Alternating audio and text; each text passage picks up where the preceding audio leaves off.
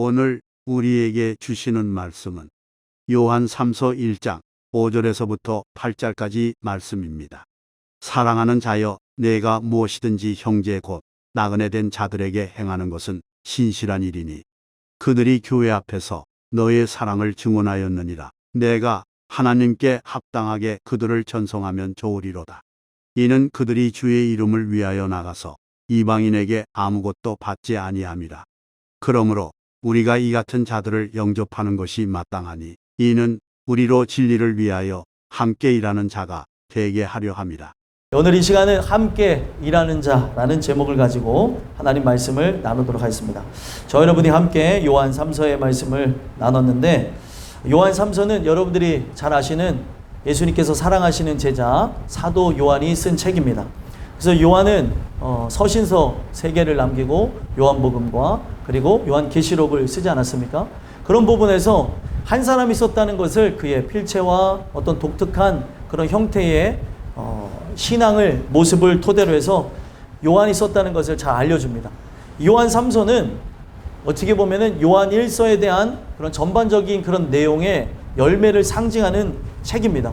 요한 1서에서 어떤 문제가 있었습니까? 영지주의자들이 교회 안에 들어와서 예수 그리스도와 인격적인 교제를 나누는 것을 방해했었는데, 우리가 예수님과 인격적인 교제를 나누며 그를 만남이 바로 세 계명을 받게 되는 것이고, 하나님을 사랑하고 이웃을 사랑하게 되는 것이다. 그리고 제일 중요한 교회 안에 있는 형제 자매를 사랑함이 마땅한 것을 가르쳤다는 겁니다.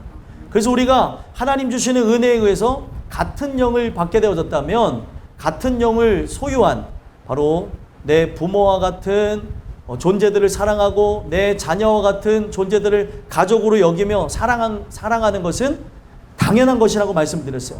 그래서 우리가 거듭난 자라고 한다면 지금 하나님의 은혜의 회에 들어온 여기에 땅끝교회 식구들을 사랑함이 당연하다는 겁니다. 그래서 우리가 그런 한 영을 받은 존재로서 서로가 보듬어주고 밀어주고 함께하는 조력자로, 동역자로, 그리고 순례자로 나아가야 된다는 걸 얘기하는 겁니다.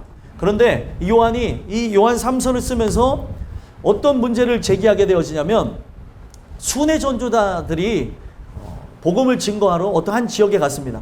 근데 그들의 행색 자체는 굉장히 허름하고 남루하기 짝이 없었죠. 왜 그러냐? 그들은 아주 최소한의 복장과 비용으로만 가지고 복음 증거하러 떠났어야 됐다는 거예요.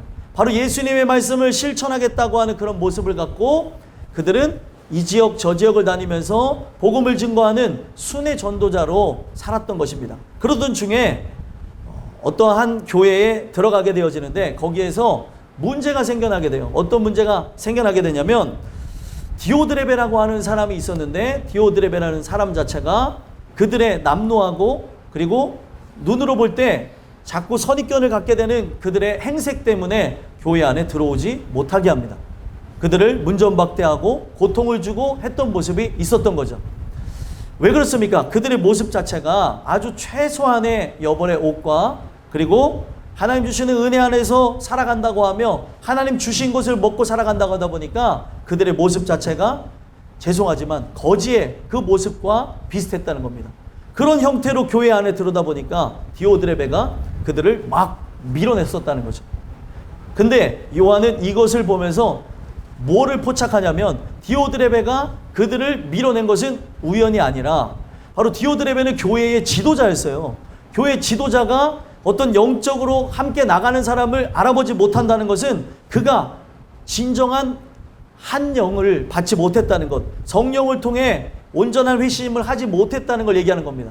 디오드레베라고 하는 그 이름 자체는 어떻게 보면 우상의 그 이름을 따서 지은 이름을 갖고 있었던 사람이었던 거예요. 그래서 그가 사실은 우상 숭배자였다가 교회 안에 들어왔는데 아직까지도 우상을 숭배하는 마음을 갖고 있었기 때문에, 진정한 회심이 없었기 때문에 같은 영을 소유하며 나가는 사람을 알아보지 못하고 그들을 사랑으로 품지 못했다는 거예요.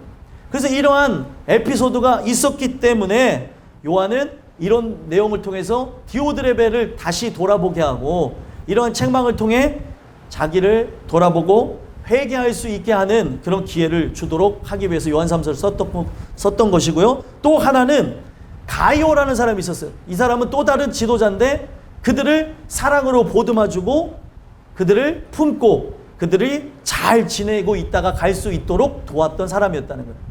그래서 이런 부분이 우연이 아니라 가이오가 그럴 수밖에 없었던 것은 하나님의 사랑을 받았다. 그럴 수밖에 없었던 것은 그가 거듭났다는 것을 표현하는 겁니다. 그래서 여러분들이 같은 영을 소유한 자라고 한다면 우리 땅끝교회가 이제 많은 사람들을 포용할 수 있는 교회로서 모든 사람들을 품을 수 있었으면 좋겠어요. 잠정적 주의 자녀라고 생각하며 지금 모습이 사실은 광인의 모습과 같을지라도 지금 모습 자체가 때로는 인간의 편견을 갖고 남루해 보일지라도 그는 하나님의 자녀입니다. 빛나는 주의 자녀라는 것을 우리가 함께 인식하고 받아들여야 된다는 겁니다. 여러분들 이 말씀을 오해하지 마시고 이 말씀은 사실 계속 순서에 따라서 나가는 말씀인 거 아시죠? 그래서 우리 교회에 지금 많은 사람들이 들어오고 있는데 이 메시지가 이미 태초전에 예배되어져서 땅끝교회가 들어오는 모든 영혼들을 품고 가족화되도록 우리가 이들을 품고 함께 주의 은혜로 나아가는 걸 통해서 서구와 인천 세 개를 품을 수 있는 존재가 되게 하기 위해서 메시지를 주는 줄 압니다. 여러분들 사람들은 슬로건만 크게 할 때가 있어요. 세 개를 품고 싶다. 세 개를 품으려면 바로 옆에 있는 사람부터 품을 줄 알아야 세 개를 품을 수 있는 거예요. 그래서 땅끝교회가 이제는 조금 더 부흥하고 성장하라는 그런 차원에서 이 메시지가 예비되어진 채 줬다고 저는 생각을 해요. 누가 들어와서 누가 함께해서가 아니라 우리가 오늘 말씀의 제목과 같이 함께 일하는 자로 세워지라고 이 메시지를 줬다는 겁니다. 저는 이 전달드리는 이 메시지를 통해서 가이오와 같이 어떤 사람이 들어온다 할지라도 우리가 갖고 있는 잘못된 논리와 편견을 갖고 또 잘못된 선입견을 갖고 그들을 판단하는 것이 아니라 하나님의 잠정적 자녀를 보내셨다. 또 함께 자녀가 되어진 자들을 모아서 하나님의 뜻을 위해서 우리 교회가 사용되어지길 원하는구나. 그걸 믿음으로 우리가 서로 확인하고 하나 되어지는 은혜가 있었으면 좋겠습니다. 그래서 이런 측면 속에서 함께 일하는 자라는 제목을 통해 하나님께서 저와 여러분들에게 세 가지 돌아봄의 말씀을 주시는데 함께 일하는 자라는 말씀을 통해서 우리에게 무엇을 주님께서 원하시는가? 첫 번째로 서로 나그네 자가 되어졌음을 인식하라 라고 말씀하십니다. 여러분들과 저는 다 뭐예요? 나그네입니다. 나그네. 그래서 나그네가 어떤 역할을 하는지를 살펴봐야 된다는 거예요. 그래서 먼저 5절 읽어볼까요? 5절 읽어보겠습니다. 시작. 사랑하는 자여 내가 무엇이든지 형제 곧 나그네 된 자들에게 행하는 것은 신실한 일이니 아멘. 여기에 말씀해 보게 되면 시작을 어떻게 시작했죠? 사랑하는 자여 시작합니다. 5절에서도 사랑하는 자여 2절에서도 사랑하는 자여 계속 이 사랑을 받은 당신이요 이런 표현을 하는 거예요. 사랑은요 아무나 받는 게 아니죠. 누가 받는 거예요? 자녀들이 받는 거죠. 이 사랑을 우리가 받음으로 감격하며 우리가 나의 영혼 그리고 나의 정신 그리고 나의 육에 이르기까지 엄청난 변화가 일어나는 거예요. 이것을 성경은 새롭게 태어났다고 얘기합니다. 하나님의 사랑을 받은 자라고 한다면 우리가 영혼이 잘 되고 범사에 잘 되고 강건하게 되기를 바란다라고 말씀하시죠. 우리가 사랑을 받은 자가 맞다고 한다면 해야 되는 부분이 무엇이냐면 내가 나그네고 주변에 있는 모든 사람들 또한 나그네라는 인식을 가져야 된다는 거예요. 그래서 여러분들이 주님 주시는 은혜를 받은 사랑으로 새롭게 되어진 자가 맞다면 그들이 형제요 나그네라는 사실을 꼭 기억했으면 좋겠어요. 그래서 내가 무엇이든지 형제 곧 나그네 된 자들에게 어떤 것을 행하라 라고 얘기하죠. 무엇이든지 어떤 일을 하든지 간에 바로 그들은 누구라고요? 형제. 제일 먼저 시작하는 게 형제라는 단어예요. 그래서 제가 계속 반복해서 말씀드리고 있죠. 형제가 뭐라 그랬어요? 한 자궁 안에서 태어났다. 그래서 여기는 이 형제가 아델포스라고 제가 늘 말씀드리잖아요. 아델포스 어디서만 들어보지 않았어요? 겔포스. 죄송합니다. 이렇게 이런 연관성을 갖고 자꾸 이 부분을 인식해야 돼요. 그리고 여러분들 이런 부분이 어렵다고 한다면 그냥 그 부분 날려버리시고 성경적 형제는 하나님이라고 하는 유일한 분을 토대로 해서 태어난 존재.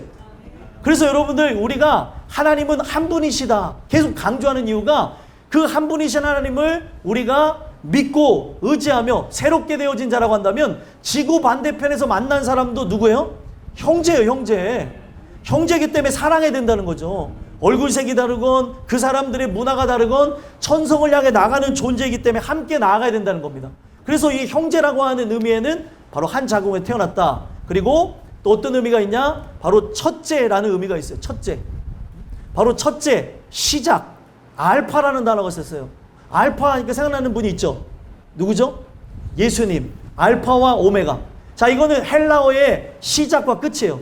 알파벳 숫자로 볼 때 알파가 첫 글자고 오메가는 마지막 글자인데 그것 때문에 바로 처음과 나중, 시작과 끝 이런 얘기를 하게 된 거죠. 그래서 아주 쉽게 얘기하려고 알파와 오메가를 얘기한 거예요. 성경 속에. 그러면 이 부분이 왜 중요해요? 인생의 참된 시작. 그리고 첫 번째는 예수님이 머리가 되어지는 거라는 거예요.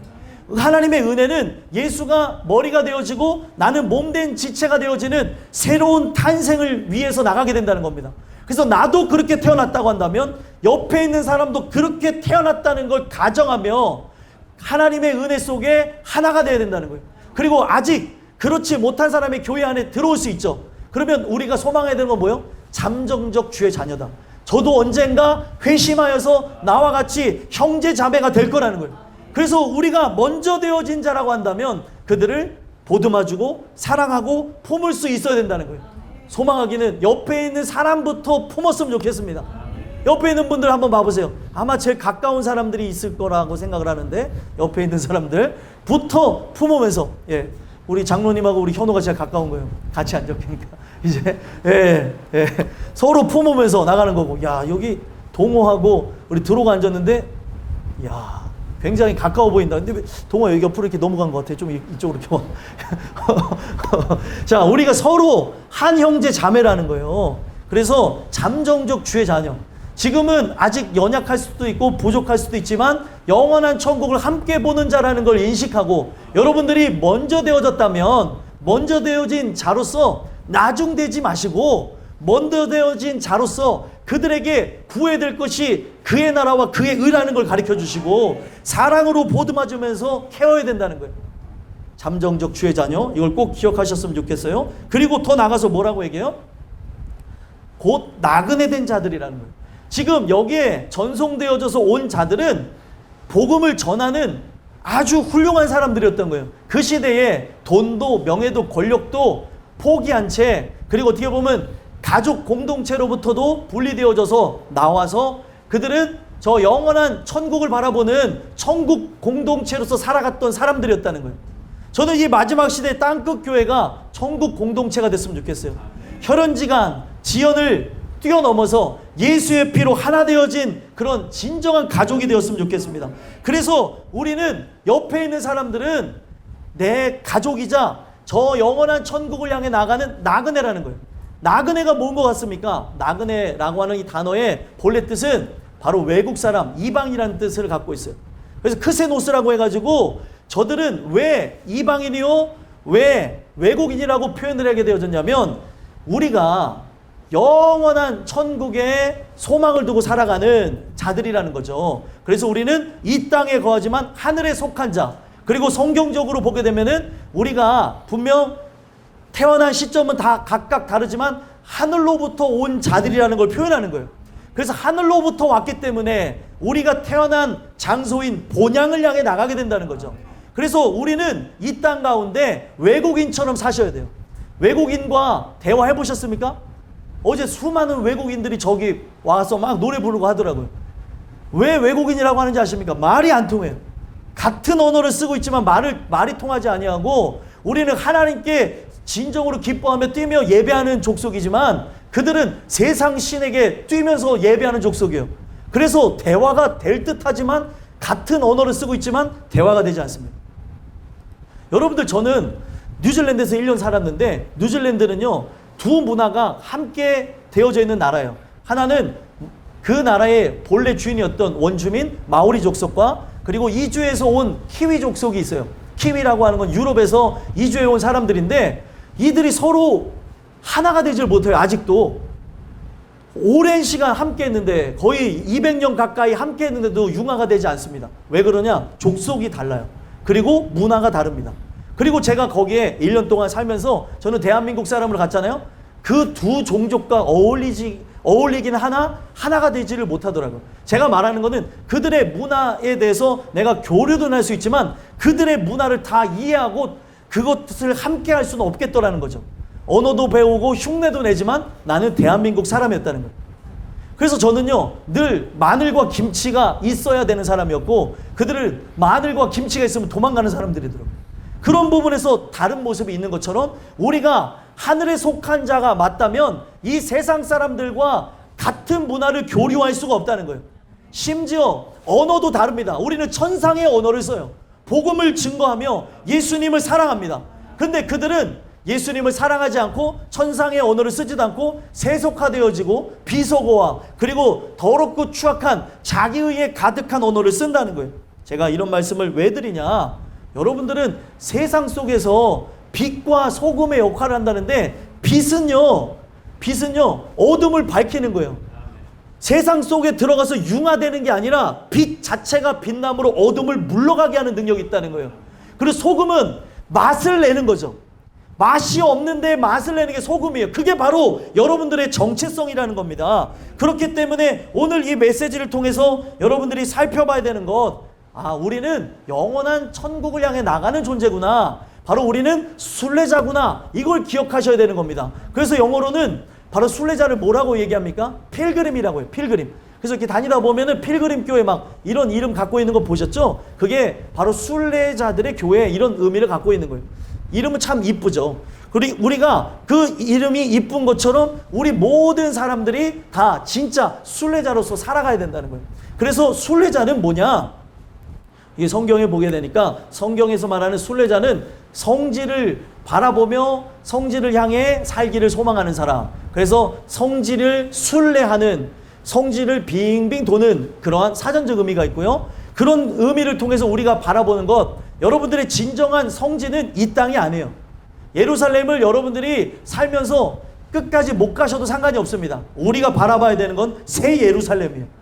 그렇기 때문에 우리는 영원한 천국을 바라다보며 천국을 소망하며 살아가는 거죠. 내가 그 곳에 있기를 소망합니다 하면서 우리는 저 영원한 성지, 변함이 없는 천국을 향해 나가는 순례자라는 사실이에요. 그래서 우리는 이 세상 사람들과의 목적이 다릅니다.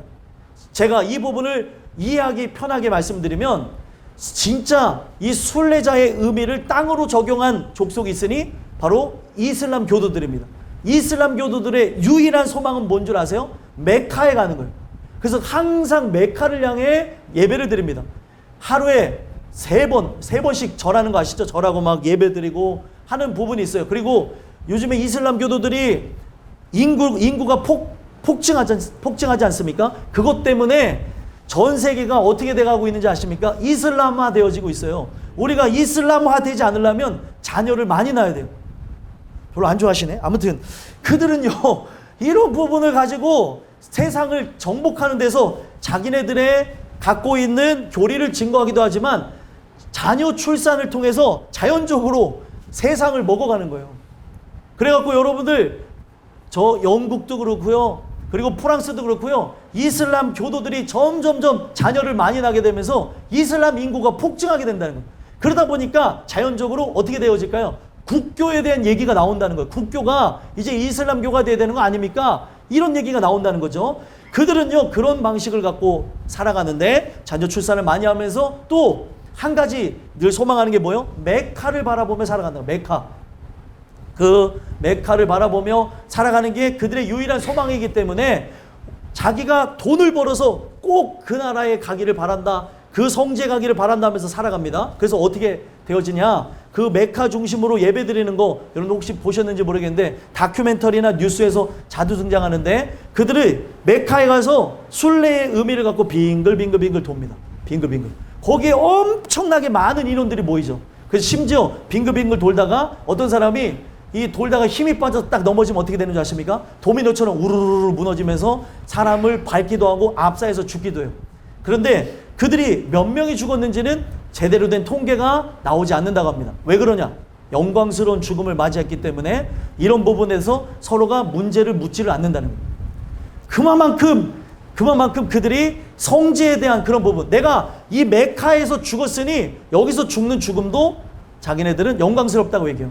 자, 세속화되어진 장소를 바로 성지로 바로 생각하면서 그들이 이런 모습을 갖고 나가는데, 우리는 영원한 천국을 향해서 그와 같은 모습을 갖고 살아가야 된다는 겁니다. 그래서 우리는 어떻게 살아가야 돼요? 천국의 소망을 두고 항상 우리는 육신의 눈으로 보이진 않지만 우리의 마음에 바로 영적인 눈으로 바라보게 되어지는 영원한 천국을 바라다보면서 살아가야 된다는 거예요. 내 옆에 있는 존재들이 누굽니까? 나그네라는 거예요. 나도 나그네고 저 사람도 나그네이기 때문에 서로 밀어주고 당겨주면서 어떻게 해야 되는 겁니까? 말씀해 보니까 뭐라고 얘기해요? 나그네 된 자들에게 행하는 것은 신실한 일이니, 신실하다고 얘기해요. 너무나 그들을 도와주고 세우는 것 자체가 하나님 보시기에 믿음직스럽고 감사한 일이라고 얘기하는 거예요. 소망하기는 우리 땅끝교회 모든 식구들이 주의 은혜 가운데 가족이 되어지지 않았습니까? 바로 그들을 형제로 인식하고 함께하는 동료로서 영원한 천국을 향해 나아가는 나그네라는 것을 인지하고 그들이 세워지고 그들이 함께하며 은혜 속에 저 영원한 천국을 함께 바라보는 일들을 위해서 물심양면으로 함께 기도해주고 땡겨주는 그런 신실한 일들이 여러분들을 통해서 나타났으면 좋겠습니다. 이것이 바로 함께 일하는 자에 대한 첫 번째 바로 권면의 말씀이고요. 두 번째는 함께 일하는 자는 말씀을 통해서 우리가 어떤 일들이 나타나길 원하시냐? 서로의 사랑을 증언하라 라고 말씀하신다는 거예요. 그래서 6절 한번 읽어보겠습니다. 읽겠습니다. 시작. 그들이 교회 앞에서 너의 사랑을 증언하였느니라. 내가 하나님께 합당하게 그들을 전송하면 좋으리로다. 아멘. 여기에 상반절을 보게 되면 그들이 교회 앞에서 너의 사랑을 증언하였느니라. 자, 가이오라는 사람을 지금 칭찬하는 거예요. 누가요? 사도 요한이. 사랑받은 자로서, 하나님께 사랑받은 자로서 이 사랑을 돌려주는 아름다움이 있었다는 거죠. 만약에 여러분들이 하나님의 은혜와 사랑을 통해서 거듭난 사랑을 받은 자가 맞다고 한다면 여러분들은 이 사랑을 나만 갖고 있는 것이 아니라 사랑이 어떻게 되는 거예요? 주변 사람들에게 흘러갈 수 있도록 해야 되는 거예요. 그래서 하나님 사랑을 내가 받았기에 어떤 일들이 일어나는 거예요? 이웃 사랑이 펼쳐지게 되는 거죠. 그래서 수직과 수평의 관계가 바로 진정한 십자가의 의미가 우리의 삶으로 진행되어지는 거예요. 위에서부터 하나님의 성령을 통해 그 사랑을 내가 공급받고 마치 예수님이 온 세계를 향해서 양팔을 벌린 것처럼 우리가 그들을 사랑하고 보듬어주는 양손을 펼치는 그 주의 사랑이 여러분들을 통해서 펼쳐져야 된다는 거예요. 그래서 그들이 사랑을 받았다라고 하는 증언들이 쏟아져 나와야 되는 장소가 어디예요? 바로 교회라는 사실. 교회가 서로가 서로를 견제하고 미워하고 불평하고 불만을 갖는 장소가 아니라 서로가 저 사람에게 이 사람에게 사랑을 받았다고 하는 증거가 넘쳐나야 되는 장소가 바로 교회라는 겁니다. 여기는 교회로 번역했지만 원래 의미는 에클레시아예요. 에클레시아. 에클레시아 많이 들어보셨죠? 에클레시아는 뭐냐면 부름을 받은 자의 모임이라는 거예요. 에크와 칼레오를 이렇게 합쳐갖고 만든 말인데, 그래서 에클레시아. 저 고등학교 때, 중고등학교 때 교회 찬양단 했는데 그 찬양단 이름이 에클레시아였어요. 에클레시아가 뭔지 끝까지 말씀 안 해주시더라고요. 에클레시아가 뭐냐 물어봤는데 우리 저기 단장님이었던 선생님, 에클레시아 인마. 그래서 에클레시아는 그냥 에클레시아인 줄 알았는데 제가 나중에 목회자가 돼서 보니까 에클레시아는 정말 위대한 뜻을 갖고 있더라고요. 하나님의 회라고 하는 건 모임이잖아요. 하나님의 회로서 하나님이 구원받고자 한 자들의 모임을 에클레시아라고 하는 거예요. 그래서 여기는 하나님이 직접 콜링한 사람, 부른 자들이 오게 된 거예요. 오늘 이 땅끝에서 첫 예배를 드렸을지라도 여러분들은 콜링이 있었기 때문에 온 거예요. 엄마 아빠의 콜링이 아니라 진정한 우리 하나님의 콜링이 있었기 때문에 이 자리에 있다는 거죠. 그래서 이 부분이 왜 은혜가 되어지냐? 하나님은 삼라만상을 주관하시면서 모든 걸 이용해서 여러분들을 이 자리로 불렀다는 거예요. 그러면 그들이 그 부름을 받은 자로서 여러분들과 제가 사실은 우리가 표면적인 모습으로는 어떤 자들이에요? 죄인들이 모인 거잖아요. 죄인들이 모여졌기 때문에 죄인들이 은혜를 받아야 은혜를 받은 죄인, 그리고 의를 얻은 사람, 의인이 되기 때문에 아직 이 자리에 들어왔지만 하나님께서 그를 의롭게 하시고자 거룩해 하시고자 불렀지만 의를 얻지 못한 사람들이 함께 공존하는 장소가 에클레시아, 교회라는 거예요. 그렇기 때문에 여러분들이 먼저 되어진 자라고 한다면, 먼저 하나님의 의를 얻었다고 한다면 여러분들을 통해서 의를 얻은 증거, 사랑을 얻은 증거가 삶으로 나타나셔야 된다는 거예요. 그래야 그들이 사랑을 받았다라고 하면서 느끼고 체험하며 그들이 예수께 나아가게 되는 거예요. 그래서 여기 보게 되면 너의 사랑을 증언하였느니라, 바로 가이로부터 받았던 사랑을 그들이 입으로 증거했다는 거죠.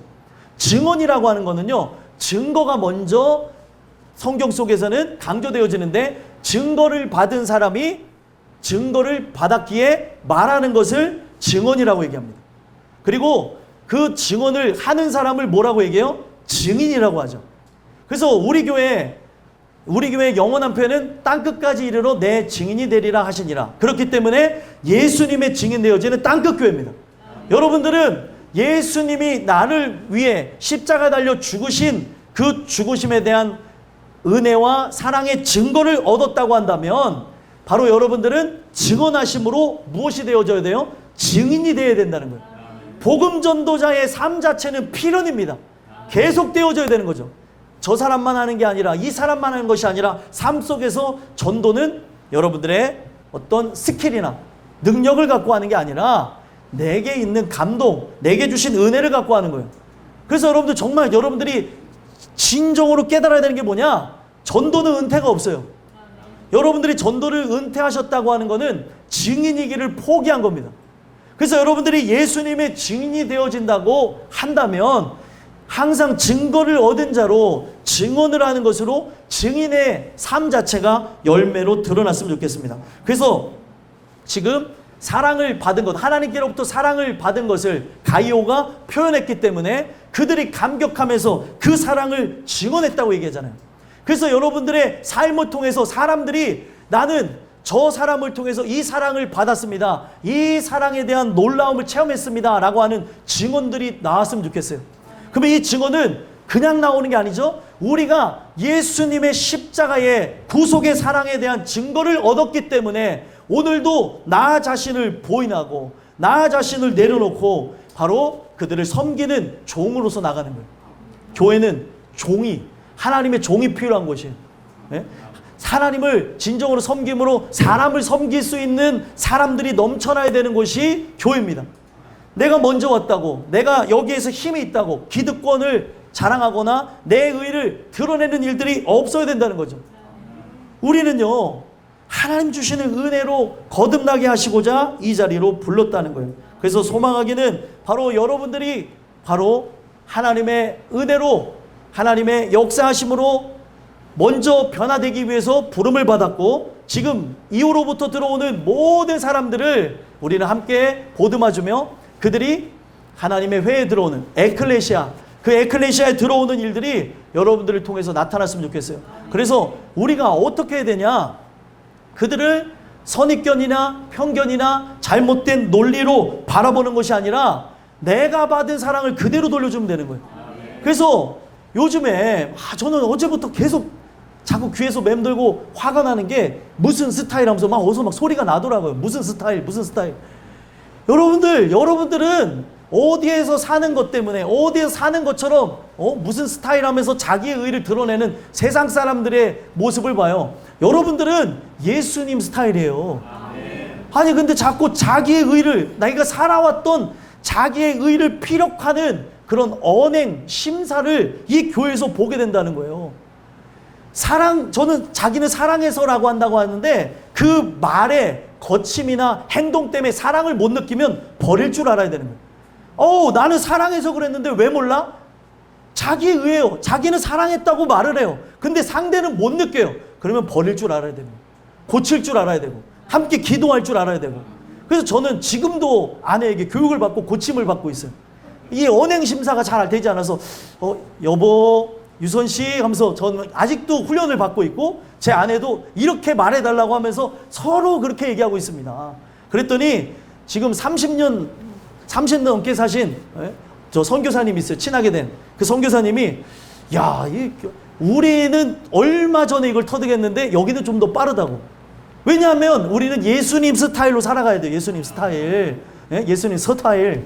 아시겠습니까? 내 스타일대로 막 말하고 행동하면 안 되는 장소가 바로 교회예요.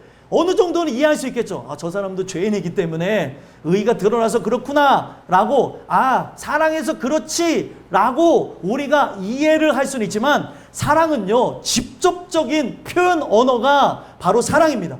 그래서 이 사랑이 느껴지도록 내가 바로 그에게 맞출 수도 있어야 되는 거예요. 근데 우리는 완벽한 사랑의 언어를 갖고 얘기하지 않습니까? 아가페 사랑에 의해서 거듭난 사랑의 언어를 갖고 얘기하는데, 그가 못 알아듣는다는 바로 내 의가 드러났기 때문에 그가 못 알아듣는 거예요. 내가 거친 그런 행동과 내가 거친 말을 하는 것으로 여러분들의 진심은 알겠어요. 사랑하는 거. 근데 내가 갖고 있는 스타일 때문에 그 사랑이 전달되지 않으면 이런 부분을 버릴 수 있어야 되는 거예요. 우리는 성경에 얘기한 대로 하나님께로서 난 자들이기 때문에 닮으려고 노력하는 것이 아니라 시간이 지나면 지날수록 예수님께로 태어났기 때문에, 예수 생명이 들어왔기 때문에 여러분들의 삶의 흔적 속에 바로 예수님을 닮은 모습이 나타나야 될 줄 믿습니다. 아니 제가 보면서 느끼는 게 있어요. 우리 박 목사님 네 번째 딸이 예셸이에요. 근데 우리 저기 오전도사님이 요즘에는 회사가 좋아져서 아이를 데리고 출근할 수 있대요. 출산이라 그랬어요. 죄송합니다. 또 나오는 거 아니죠? 또 나와도 돼요. 왜 입이 방정이라. 아니 이게 출근할 수 있다니까요. 그래서 출근을 했더니 여기서 모든 사람들이, 그 동료들이 보면서 어머 아빠만 닮았나 보다 그랬다는 거예요. 그 얘기 듣고 너무 웃겼고 자다가도 일어나서 웃었다니까요. 아빠만 닮았다는 게. 누가 봐도 밖에 내놔도 아, 박 목사님 딸이구나 라는 걸 알 수 있어요. 이게 바로 유전자의 힘이죠.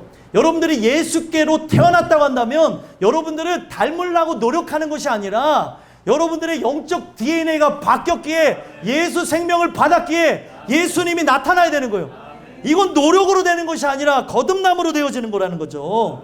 그래서 여러분들은 바로 구원받은 증거를 얻은 자로서 여러분들의 삶 속에 바로 이 사랑이 막 흘러나게 되기를 간절히 소망합니다. 이것이 바로 여러분들에게 드리는 두 번째 말씀이고요. 마지막 세 번째로는 함께 일하는 자라는 말씀을 통해 우리에게 어떤 말씀을 주십니까? 서로 도와주라 라고 얘기해요. 서로 도와주라. 그래서 6절 후반절에 보니까 뭐라고 얘기해요? 내가 하나님께 합당하게 그들을 전송하면 좋으리로다. 하나님께 합당하게 그들을 보내주라고 얘기하는 거예요. 나그네죠. 여기를 잠깐 들렸다가 다시 순회 전도를 하기 위해서 떠나야 되고, 그리고 이 세상에 우리가 함께 힘과 능력을 공급받으면서 영원한 천국에 갈 수 있도록 우리가 힘을 실어줘야 되는 거예요. 그래서 우리는 합당하게 그들을 전송해줘야 되는, 합당하게 전송한다는 건 뭐예요? 여기 전송이란 말을 쓰니까 좀 우리가 무슨 물건인 것 같은데, 전송이란 말은 원래 사실은 물건이든 사람이든 다 쓸 수 있는 말이에요. 전송은 뭐죠? 보낸다는 거죠. 메시지를 전송했습니다라고 하잖아요. 여러분들 이게 되게 중요한 것처럼 여러분들은 메신저로서 세상을 향해 전송되어져 가는 거예요. 그래서 내가 가는 바로 그 장소가 예배 장소가 되어지고, 내가 가는 그 장소가 복음 선포의 자리가 되어지고, 내가 가는 그 자리가 사람들이 살아나는 자리가 되어야 되는 거예요. 그래서 어떤 사람이냐에 따라서 바로 여러분들이 바로 어떤 사람이냐에 따라서 어디를 가든지 역사가 나타나는데, 여러분들이 하나님의 사람이자 하나님의 메신저가 되어지면 하나님의 메시지를 선포하게 된다는 거예요. 그래서 지금 우리는 영원한 천국을 향해 나그네로서 세상을 향해 전송받아 가야 되는 거고, 오늘 이 예배와 함께 여러분들은 삶으로 돌아가 파송받아 바로 메신저로서 살아가는 거고, 또 어떤 누가 오든지 간에 그들을 보듬어주며 영원한 천국으로 나아가는 나그네로서의 삶을 여러분들이 함께 보듬어주며 나가야 된다는 거예요. 그래서 이 교회에 들어온 것으로 함께 새로운 사회가 형성되어지고 기독교 문화가 형성되어지고 서로 보듬어주며 또 저 영원한 천국을 바라보는 데 있어서 부족함이 없는 장소가 되어야 되는 곳이 땅끝교회라는 거예요. 그러려면은 어떻게 해야 돼요? 서로 도와줘야 되는 거예요. 서로. 지금 처음에 아직까지는 광인의 모습을 갖고 들어올 수 있다니까요. 여러분들 거라사 광인의 얘기를 아시죠? 거라사 광인의 모습은 귀신에 어떻게 보면 사로잡혔던 자의 모습 아닙니까? 아직 하나님이 역사하지 않은 자의 모습은 귀신의 종로로 타는, 마치 세상신에게 절하는 자의 모습일 수 있어요. 하지만 예수를 만나니까 어떻게 되어져요? 그가 큰 복음 선포자가 되어졌잖아요. 거라사 광인이 복음을 증거함으로 그 땅에 복음이 증거되게 됐다니까요. 그래서 여러분들 은혜 받기 이전의 모습, 아직 내 심령의 땅이 기근되기 이전의 모습은, 여러분들 보세요. 저 바깥에 나가보면 땅 주인이 땅을 개간하지 않으면 땅이 어때요? 짐승들이 막 우거하는 땅, 그리고 배설물이 있는 땅, 뭐 여러 가지 각종 오물이며 뭐며 별의별 것이 다 있잖아요. 근데 주인의 뜻에 의해서 그 땅을 개간하게 되면 주인의 뜻에 따라서 거기에 바로 아름다운 별장이 생기기도 하고 아파트가 생기기도 하는 그런 부분이 있지 않습니까? 바로 우리의 주인이신 농부이신 하나님의 뜻에 따라서 변화할 때가 있다는 거예요. 그래서 교회 들어올 때 광인의 모습으로 들어올 수 있어요, 실제로. 하지만 잠정적 주의 자녀라는 걸 내가 인지하고 그들을 사랑으로 보듬어주고 품어주게 되어질 때 그들이 여기서 은혜 받고 세상을 향해 나가는 어떤 존재가 되어질까요? 메신저가 되어진다는 거예요. 이 장소는 우리가 다시 갱생되어지는, 새롭게 태어나는 장소가 돼야 되는 거예요. 그러려면 여러분들이 어떻게 될까요? 준비되어져 있어야 되는 거예요. 어떤 영혼이든 내가 갖고 있던 잘못된 논리와 선입견과 그리고 잘못된 논리로 편견을 갖고 사람들을 판단하는 바로 그런 모습이 없어야 되는 것이고, 그들을 사랑으로 보듬어 줄 때 어떤 사람도 함께하는 교회가 되어지고, 땅끝교회 이름 그대로 인생의 땅끝에 있는 자들이 이 자리에 와서 주께 부르짐을 얻고 나보다 높은 바위로 피하는 역사가 있게 된다는 거예요. 나보다 높은 바위로 피하게 하소서. 나중에 봐보세요. 시편 61편 거기에 보게 되면 높은 바위로 피한다는 거. 높은 바위가 누구예요? 우리 하나님이세요. 그리고 내가 그 높은 바위 피한다는 그 표현뿐만 아니라 뒤에 보게 되면 주의 날개 그늘 아래에 거하게 하소서.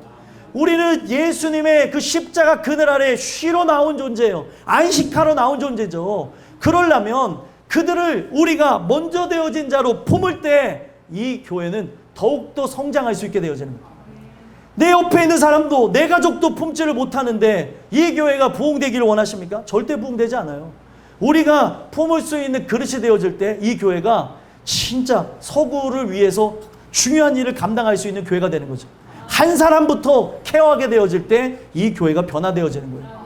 여러분들 하나님께서 구원하시고자 하는 자들을 계속 보내십니다.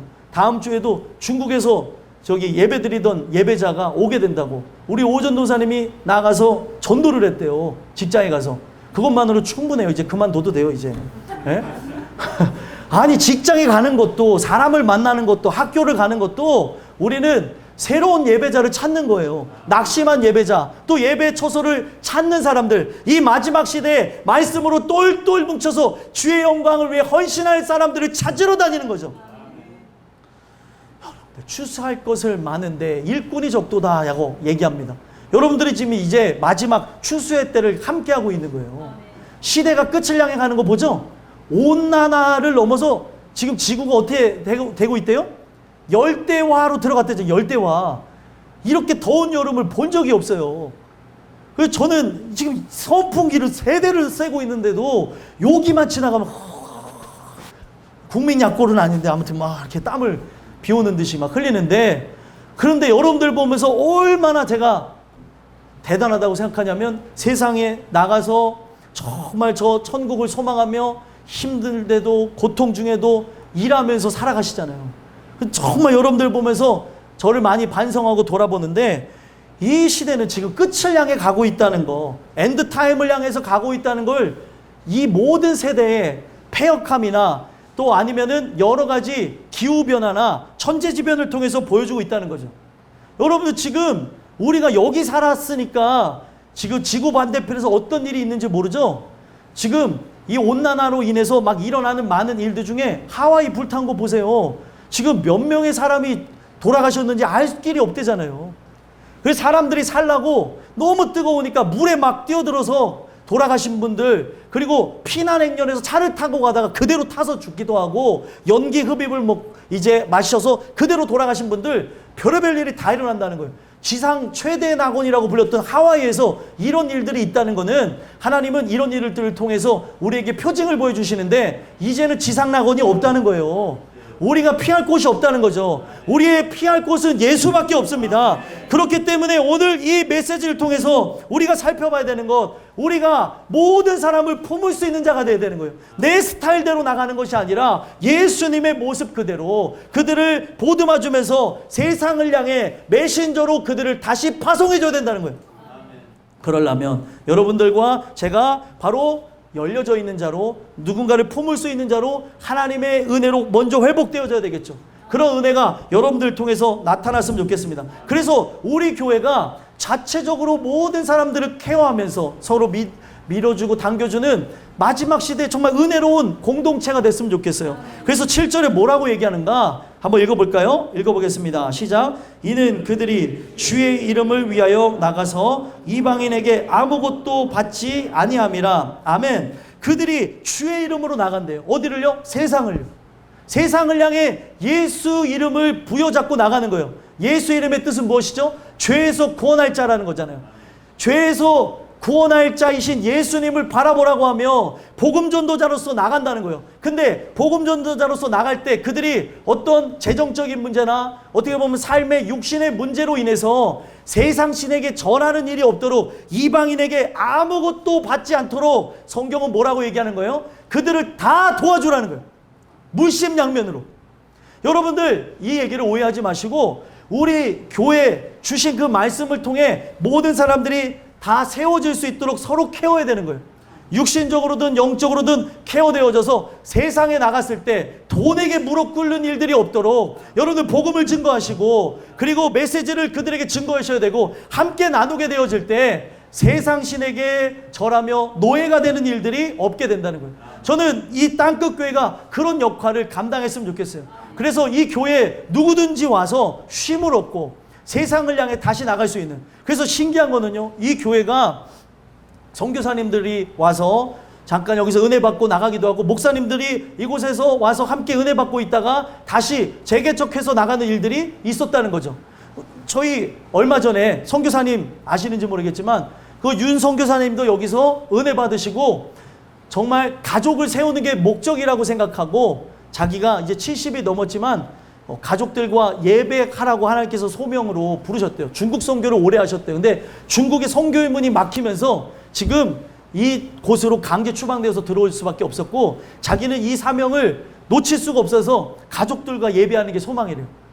저는 가족이 더 생겼으면 하는 바람이지만, 그가 그런 포부를 갖고 나간다고 하시니까 보내드렸어요.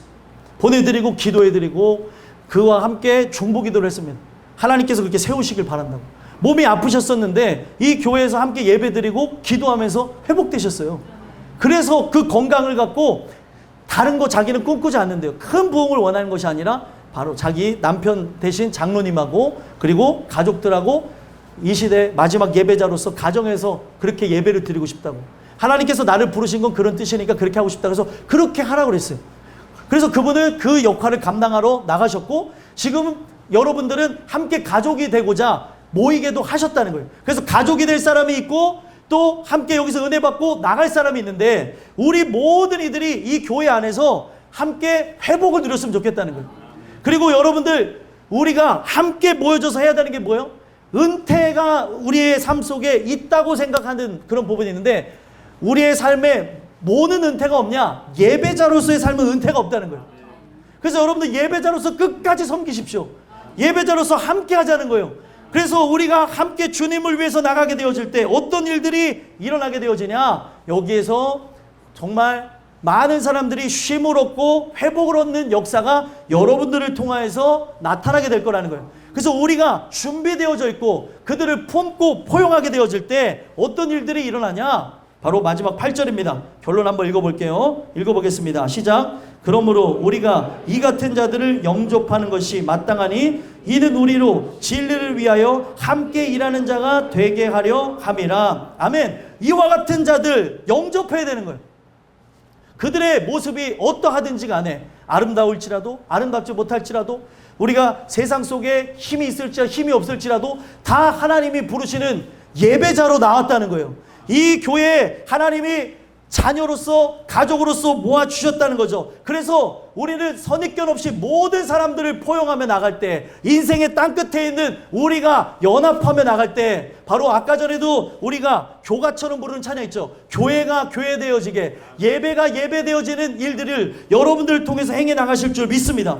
그래서 여러분들이 그렇게 세워져 나가실 때, 서로 돕게 되어질 때, 서로 그 사람이 영적으로 세워져서 세상을 향해 메신저로 나가도록 여러분들이 물심양면 기도하며 간구하며 세워지며 나가게 되어질 때, 바로 그들이 어떻게 된다는 거예요?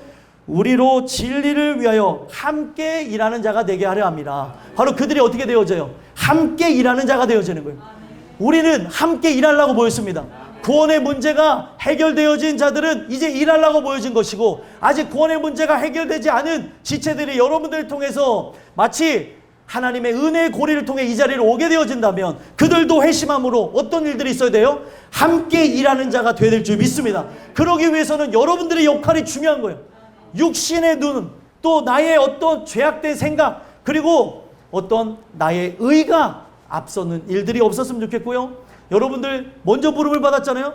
먼저 부름을 받은 자가 나중되는 일들이 없었으면 좋겠고, 먼저 부름을 받은 자로서의 아름다운 길을 개척해 나가시고 세워짐으로 우리 교회가 많은 사람들을 품을 수 있는 은혜가 있게 되기를 간절히 소망합니다. 기도하겠습니다.